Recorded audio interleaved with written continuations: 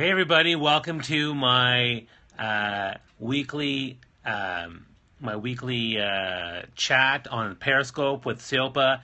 Nice to see you. Happy hearts to everybody, and hope you're having a fantastic day. A lot of stuff been going on in my life as well as in the world, and so it's always interesting to see how people are doing. My name is Bobby Umar. I'm a four-time TEDx speaker and one of Inc. magazine's top 100 leadership speakers. And today I'm going to talk about a topic that's really important, which is strengths versus weaknesses. Now, I come here every week to talk about topics with Silpa in regards to seizing your passion, how to seize your passion, how to leverage your passion, whether it's a business or a social cause or even in your own career. So, hi, how are you? Good to see you guys. So, let's talk about that. And again, I mentioned before, I'm from Toronto, Canada. So let me know below where you're from. I'd love to hear where you're from and maybe share some of your ideas of who you are and where you come from. If you like what you're hearing, hey Trash Volio, that's a good name. Welcome to your first day in Periscope. Glad you're here. Share us on Facebook. Share us on Twitter. Let's get people part of the conversation. And if you like what you're hearing, share the heart, share the love. We love to hear the love. All right. So where are you guys from? I mean, just tell me, like, what cities are you from? U.S., Canada, across the world? I'd love to know where you're all from. That'd be kind of a cool thing to know. And let's get into the discussion about strengths versus weaknesses. First off, let me ask you the first question. What are your top two or three strengths? Like, just, I'd like to hear what they are. Your top two or three strengths. I'll share mine. One of my strengths is I'm a connector. I'm very good at connecting people from all walks of life and all different types of people, and doing it very, very quickly. So that's one of my big strengths. I'm also very strong when it comes to speaking. I'm a professional speaker by trade. So obviously speaking is a big part of what I am. What are some of your strengths? I'd love to hear what they are. I mean, are you good at writing? Are you good at horseback riding? Are you good at reading people? What are some of those strengths? And what exactly are strengths? Strengths come from the application of our skills and aptitudes, and we just get better and better at them. So most of us, build those strengths over a long period of time. And we usually have a lot of skills. I mean, there's hundreds of skills we have. Now, how strong they are will depend on how often we use them and how often we keep them fresh. Okay, so you're good at social, talking, and organized. Are strengths and weaknesses very subjective? Well, to a point. I mean, I think it's important for you to understand which strengths you have, but as well as the ones that I love the hearts. It's great. Which strengths are also coming from your network? Like if everyone told you that you're really good at X, and you already thought that too, then it's probably a good idea that you are. Like when people say, Bobby, you're really good at socializing. Okay, well then, and I know that, and I've even done personality tests. When they all say that, then I have a pretty good sense that, that's one of my strengths. Whereas weakness is all in terms of context, right? Like if it's a weakness if it's preventing you from getting what you want or where you want to go, or it's something that holds you back.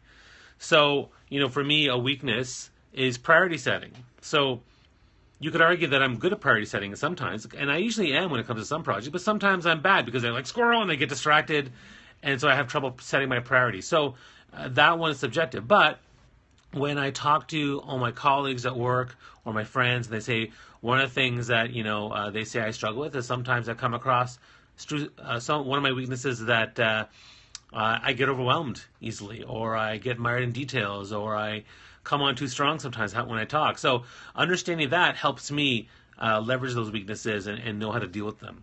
So for me, what are some other strengths you guys have? I'd love to hear what they are. Sure, being nice and friendly can be great, but some do misinterpret. I mean, sometimes my whole heart-based leadership and my whole love thing gets misinterpreted. Like, oh my God, why is he being this way? Some people actually think it's inauthentic, but my heart is so big, and I just love people so much, and I actually express how I feel. I say, hey, you're amazing. I love this conversation. I'll actually say things like that. And some people, they get thrown off by that. Like, oh, that's so forward. Why would you say stuff like that? So sometimes that gets a little bit difficult. Now, why are strengths important? Well, the first thing, if you have a strength, then if you know what the top 5 are, let's say, you can leverage them and take some of those strengths, and again, thanks for the hearts. You can take some of those strengths, that's a strength, giving hearts, I like that. Take those strengths and take some of the key ones for your passion or for your business or for your cause and take them to superhero status.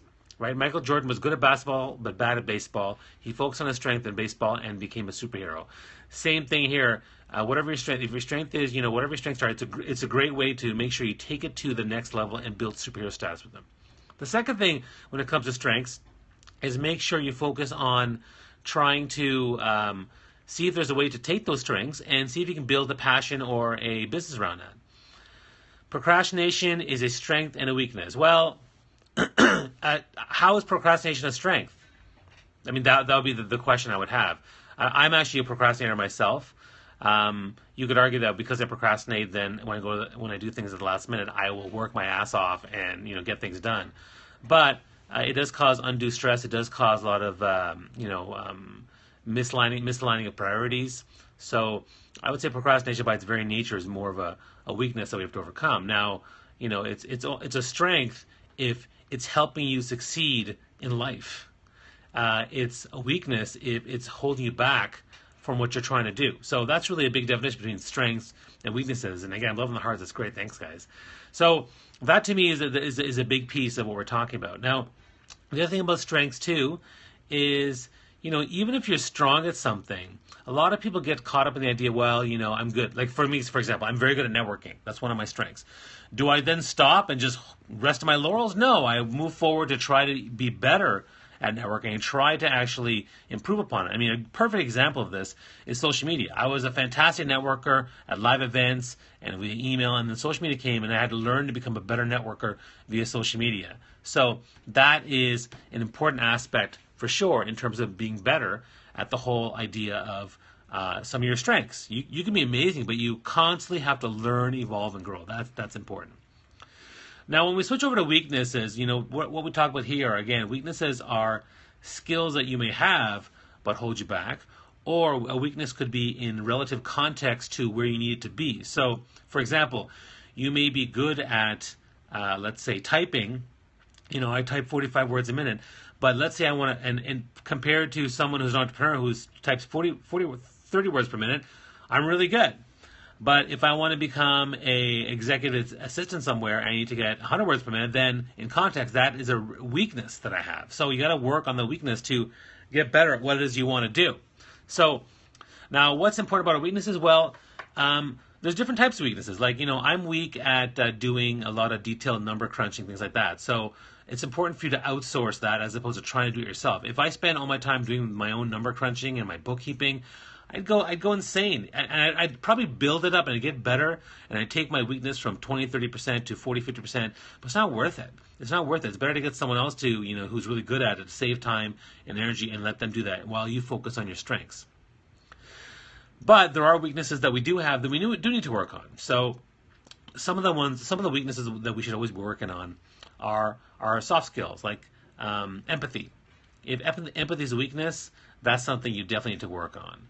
One of the things I found actually post-election in the U.S., the empathy is lacking for a lot of people, where no matter what, whoever wins the vote, they say, yeah, get used to it. Democracy rules. What's going on? Come on, suck it up. And that's not really empathetic. Most people who have their values and their politics involved in an election, whether they win or lose, especially when they lose, they need time to transition and process the emotions. So give them time. Be empathetic. Have empathy for that. We can always work on empathy and be better. Being a gracious winner, being a gracious loser goes hand in hand. So that's an important thing to keep in mind. So empathy is really, really critical there.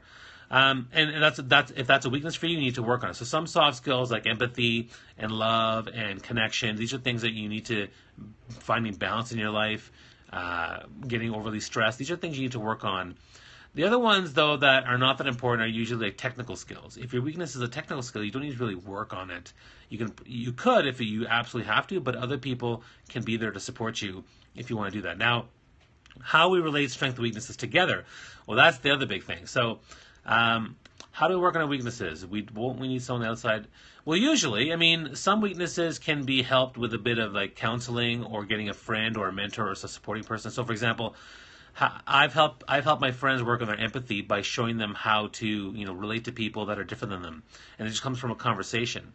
I've improved my social interaction skills with my wife, for example, by actually getting marriage counseling a couple years ago, and that's helped us communicate better. So there are you typically will have to resort to an outside influence, or you can do your own research, like doing some research on understanding narcissism, co-narcissism, understanding empathy, understanding the definitions of relationships. Those are all things, or watching all our Seopa.com videos that we've been talking about will give you a better understanding of the stuff that we do and the stuff we're trying to share for people. So all that stuff is going to help you out big time.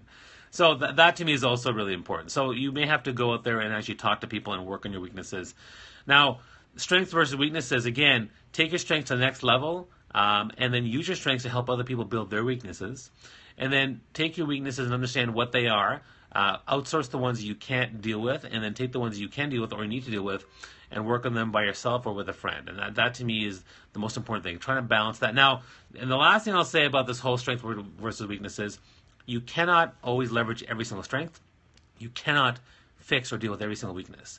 So you have to focus and prioritize the ones that are mostly important for you in your passion project or your career or your life or whatever you're trying to do. So, I may have 10 strengths, but, do I need to specialize and focus on every single one? No, because it's going to get caught up. So here's an example. I'm actually really strong at analytical thinking or playing chess or I'm even very good at GMAT, but do I spend my time doing that? Not as much, not really. If it comes up, I'll deal with it, but I don't spend time on it. Same with the weaknesses. I mean, some weaknesses I have a weakness for food. Well, I'm working on that one. But I may have weaknesses for other things that I don't actually spend time on. So that's really what it's all about. So if you like what you're hearing, again, comment below, share your thoughts and ideas. You can go to sealba.com/stream, check out the videos we've been posting for over a year now. We love what we do. We're trying to help a lot of people seize their passion and focus. We'd love for you to share your own videos. Just tell us what you're thinking. I'm loving the love. I love the hearts. Fantastic. Share the love. Share ideas. I'm here every week at 11:45 a.m. Eastern Standard Time to help you seize your passion, to talk about ideas, and see if there's ways to help one another out. So if you like what you're hearing, stay tuned. Share this with people. Share the video. And I'll see you next week. All right? Wishing you all the best. Take care. Talk soon. Bye.